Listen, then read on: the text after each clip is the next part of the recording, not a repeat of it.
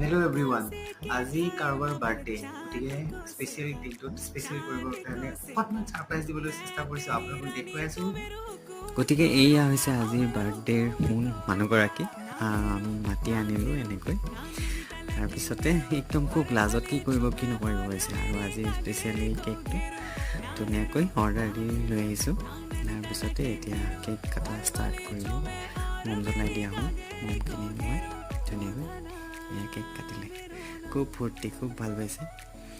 তো এনেকৈয়ে আৰু ৰাতি 12 বজাৰ ইয়াতকৈ বেছি নোৱাৰোঁ, কি কৰিম তাত প্লেন কৰিলোঁ আৰু এনেকৈ মানুহজনীৰ বাৰ্থডে চেলিব্ৰেট কৰিলোঁ। সৰুকৈ কিবা কিবি অকণমান আনিছিলোঁ গিফ্ট হিচাপে, সেইখিনি গিফ্ট হিচাপে দিলোঁ।